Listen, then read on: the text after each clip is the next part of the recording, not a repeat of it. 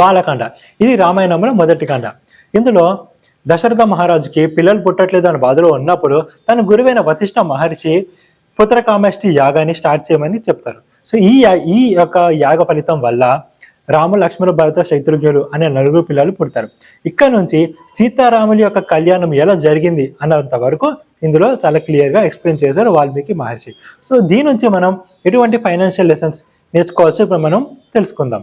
So జనరల్గా financial planning అంటే కనుక కేవలం డబ్బు రిలేటెడ్ అని చెప్పేసి అని చాలామంది అనుకుంటారు. బట్ ఓవరాల్గా కాంప్రిహెన్సివ్ ఫైనాన్షియల్ ప్లానింగ్ చూసేటప్పుడు ఏంటంటే రిలేషన్షిప్స్ కావచ్చు, బిజినెస్ కావచ్చు, నెట్వర్కింగ్ కావచ్చు, లీడర్షిప్ కావచ్చు, తర్వాత రూల్స్ అండ్ రెగ్యులేషన్స్ గురించి కావచ్చు, ఫిట్నెస్ అండ్ హెల్త్ గురించి అని చెప్పేసి అని మనం కాంప్రిహెన్సివ్గా చూడాల్సినటువంటి అవసరం ఉంటుంది. ఏదో మనీ రిలేటెడ్ ఓకే ఇప్పుడు ఈ షో చూసుకుంటే కనుక నేను ఓన్లీ రామాయణానికి మనీకి లింక్ చేస్తున్నాను అనుకుంటే కనుక చాలామంది తప్పులో కాలేసినట్టు కింద లెక్క.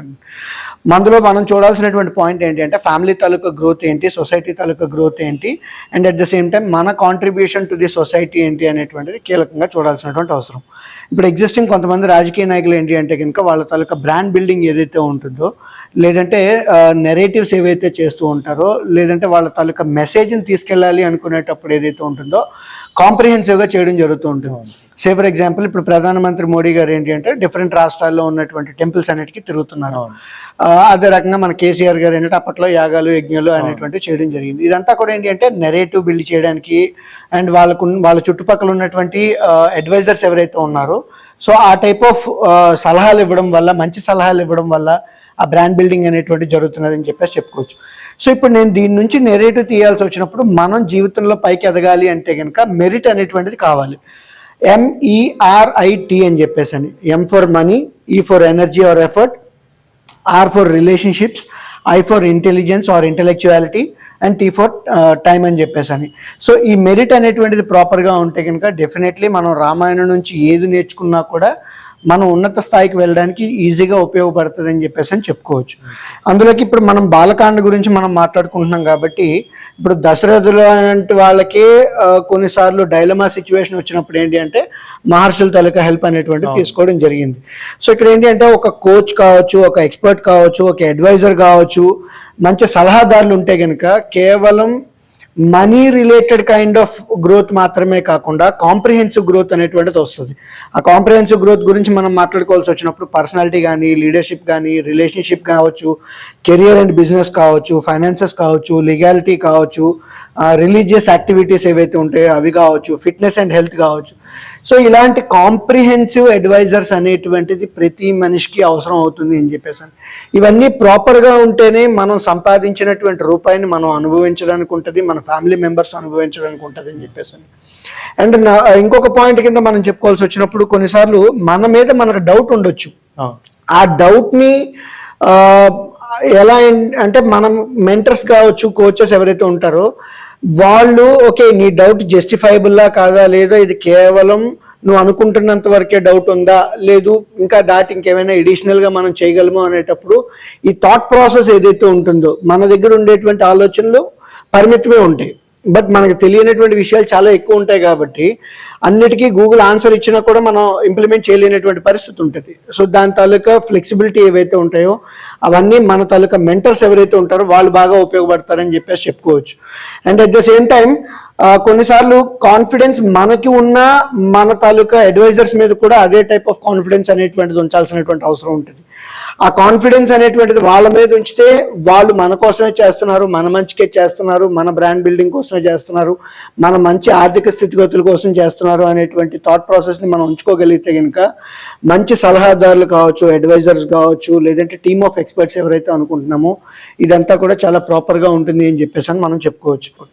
ఇప్పుడున్నటువంటి యంగర్ జనరేషన్కి వచ్చేటప్పటికి ఏంటంటే నేను ఏదో గూగుల్లో బ్రౌజ్ చేసుకుంటాను, చాట్ జీపీటీని అడుగుతాను, సో దాని నుంచి సలహాలు తీసుకుంటాను అనుకునేటప్పుడు మొత్తం మనం పెట్టే ఎఫర్ట్ అంతా కూడా, మనం పెట్టే టైం అంతా కూడా ఏంటంటే దీనికోసం వెళ్ళిపోతుంది. బట్ ఎగ్జిక్యూషన్కి వచ్చేటప్పటికి ఏంటంటే మన తాలూకా టీం అనేటువంటిది మనకు కావాలి.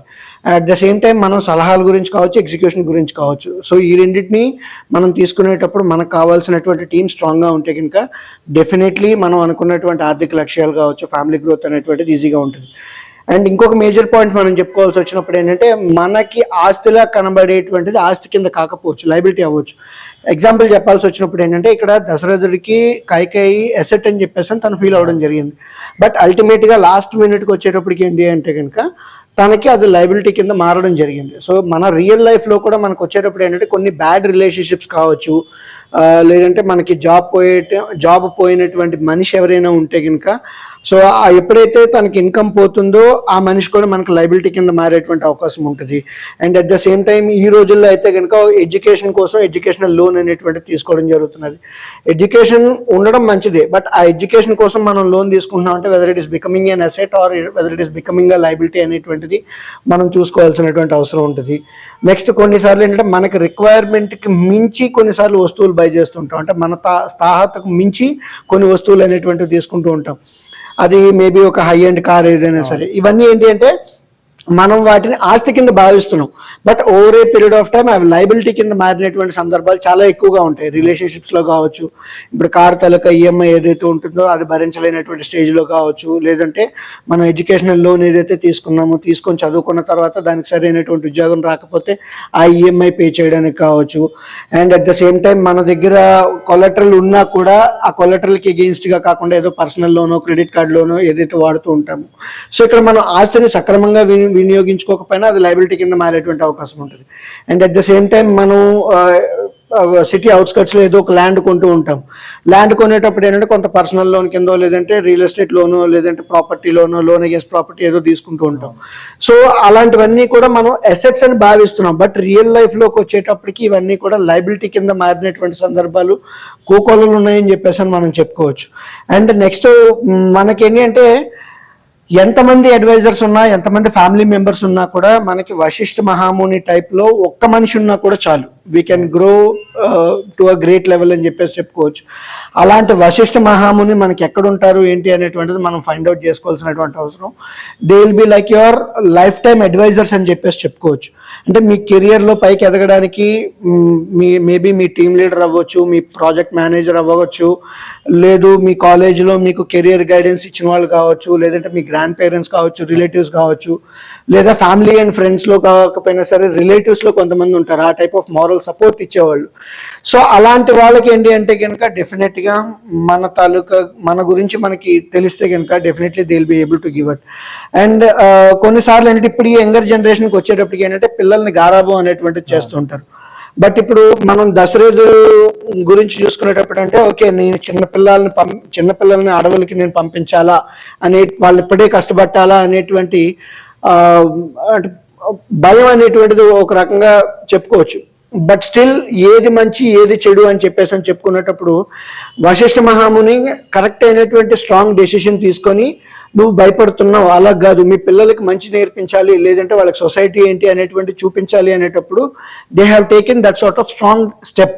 అంటే మన ఫ్యామిలీలో ఉండేటువంటి ఒక అడ్వైజర్ కూడా ఎలా ఉండాలి అనేటప్పుడు ఏంటి అంటే మన పిల్లల తాలూకా భవిష్యత్తు కావచ్చు, మన ఫ్యామిలీ తాలూకా భవిష్యత్తు గురించి కూడా ఆలోచించి చెప్పగలిగితే they will be a very great advisors అని చెప్పేసి చెప్పుకోవచ్చు.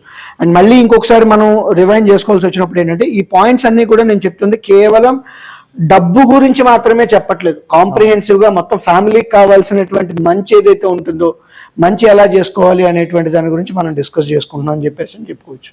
Okay sir.